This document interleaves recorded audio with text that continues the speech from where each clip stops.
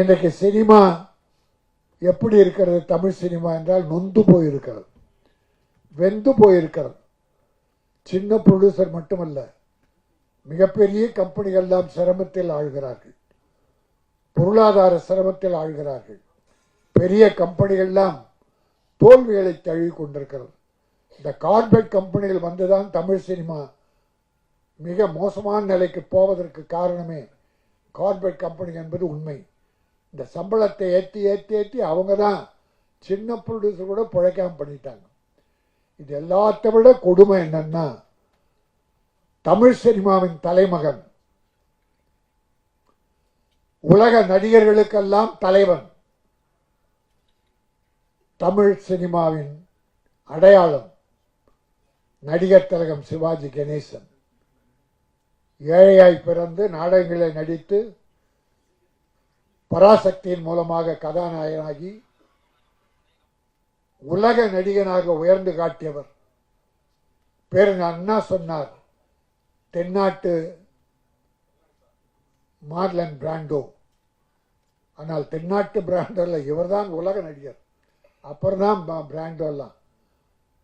அப்படிப்பட்ட உழைத்தால் உழைத்து உழைத்து தமிழை நடிப்பை உலகத்துக்கு எடுத்து காட்டிய அந்த சிவாஜி கணேசன் வீடு இப்பொழுது ஏலம் போவதற்கு நோட்டீஸ் ஒட்டப்பட்டு விட்டது. கோர்ட்டில் இருந்து ஆர்டர் வந்துவிட்டது. இந்த சினிமாவில் ஒற்றுமை இருந்தால், அது யாரோ பேர பிள்ளையோ பிள்ளைகள் இருக்காது, பேர பிள்ளை ஏதோ படம் எடுத்தாரு, 3 கோடி கடன் வாங்கியிருக்காரு, 3 கோடி கடன், படம் ரிலீஸ் ஆகலை, பணத்தை திருப்பி கொடுக்கல, வட்டி ஏறி ஏறி அது 9 கோடிக்கு மேலே போயிருக்கு. ஏறும், வட்டிக்கு வாங்கினா ஏறதான் செய்யும், நம்ம அவங்கள குறை சொல்ல. ஆனால் அது சிவாஜி கணேசன் யார் பேரம் பண்ணானோ, யார் பண்ணாங்க? நடிகர் திலகம் சிவாஜி கணேசன்.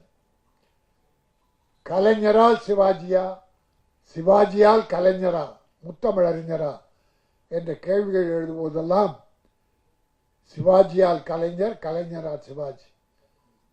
முத்தமிழறிஞர் எழுதிய வசனத்தை பேசி சிவாஜி புகழ் பெற்றார். புகழ் அந்த வசனங்களை சிவாஜி நடித்ததாலே, பேசியதாலே முத்தமிழறிஞர் கலைஞர் பெயர் பெற்றார் என்று ஒருவர் ஒரு போட்டி. உயிர் நண்பர்கள். அவருடைய வீடு இன்றைக்கு ஏலம் என்கிற போது யாரால் எதனால் என்பதை பார்ப்பதை விட தமிழ் நடிகர்கள், ஹீரோக்கள் மனசு வச்சா 10 பேர் ஒன்னா சேர்ந்து கொஞ்சம் பணம் போட்டு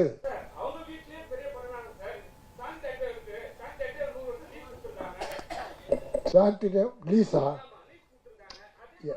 இல்ல இல்ல நான் இல்ல இல்ல இல்ல இல்ல தம்பி விளக்கம் சொல்றாரு, எனக்கு தெரியாது தம்பி, தப்பு இல்லை, இல்ல இருக்கட்டும், எனக்கு தெரியல. நான் ஒரு வேண்டுகோளா வைக்கிறேன் சிவாஜிக்காக. அது என்ன வழி இருக்கும்? நான் என்ன சொல்றேன், தமிழக முதல்வர், அவங்க அப்பா கலைஞர் தான் பீச்சில் அவருக்கு சிலை வைத்தார். பிறகு அதை நினைவு மண்டபம் அங்கே கொண்டு போய் கட்டினாங்க. அந்த குடும்பத்தால் பற்றுள்ள ஆட்சி நடக்குது. வழிமுறை சட்டம் சரியா இருந்தா, முறை சரியா இருந்தா, நம்முடைய நடிகர்களுக்கு சிவாஜிக்காக இதில் யார் என்ன தப்பு பண்ணாங்க? ஃபைனான்சியரை கூப்பிட்டு பேசுனா அவர் கூட நிறைய மனசாட்சியோடு ஒத்துக்குவார். குறைச்சி ஒரு 10 பேர் சேர்ந்து முடிஞ்சா பண்ணலாம், இல்லை அவங்க சொத்து இருந்தா அதை வித்து கூட பண்ணலாம், எனக்கு தெரியல.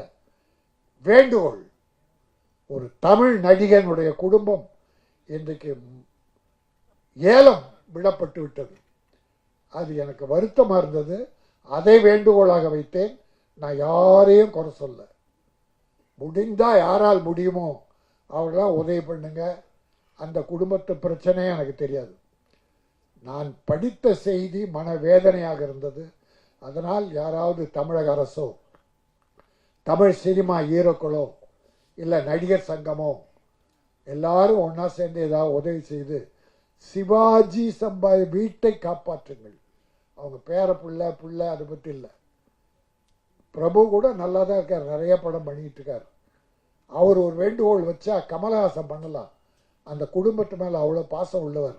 நடிகர் திலகத்தின் காலடியிலே கிடப்பார்.